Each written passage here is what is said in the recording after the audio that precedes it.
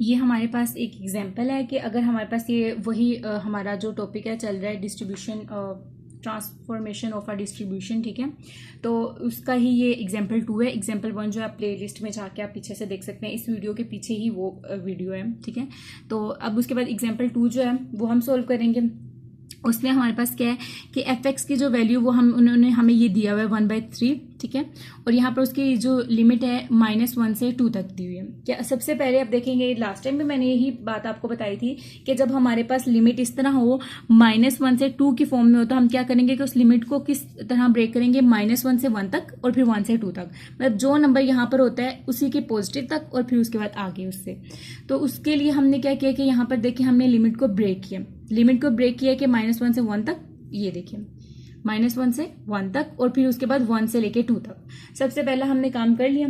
उसके बाद अब देखें हमारा जो पीडीएफ है वो उन्होंने एब्सोल्यूट की फॉर्म में दिया हुआ है। इसका भी हमने फॉर्मूला ड्राइव किया था, वो इससे थर्ड, मतलब ये अगर आप थर्ड लगाएं इसके बाद एक वीडियो और उससे पहले एक वीडियो में ये डिफाइन है कि ये हमने फॉर्मूला किस तरह से ड्राइव किया था एब्सोल्यूट फंक्शन के लिए।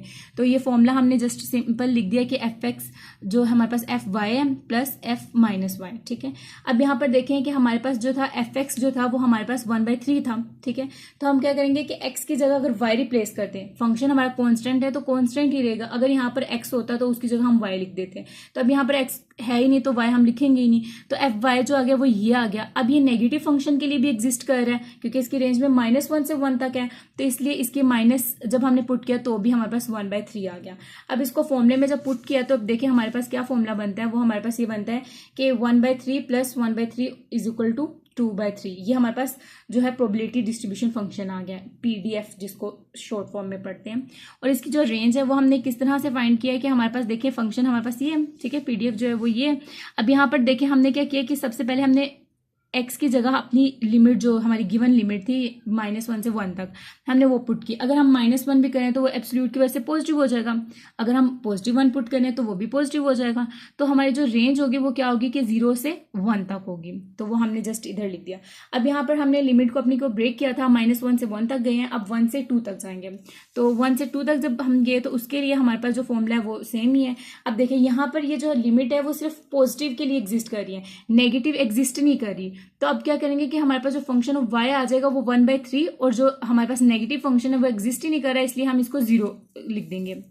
और यहाँ पर जब हम इसको फॉर्मूले में पुट करेंगे तो वो हमारे पास क्या आ जाएगा 1/3 + 0 आ जाएगा, तो वो 1/3 ही रहेगा। इसकी भी लिमिट कैसे फाइंड करनी है कि आप यहाँ पर देखें कि हमारे पास जो लिमिट है x की जो लिमिट है वो 1, ये देखें 1 और 2 आई है। तो यहाँ क्या करेंगे, सबसे पहले x की जगह 1 पुट किया, जब 1 पुट किया तो हमारे पास क्या आ गया 1, जब हमने 2 पुट किया तो इसकी जगह आ गया 2। तो यानी कि हमारे पास जो y की रेंज आ रही है वो भी आ रही है 1 से y तक, मतलब 1 से 2 तक ही आ रही है। x की भी 1 से 2 तक थी और y की भी यही है। Thank you so much.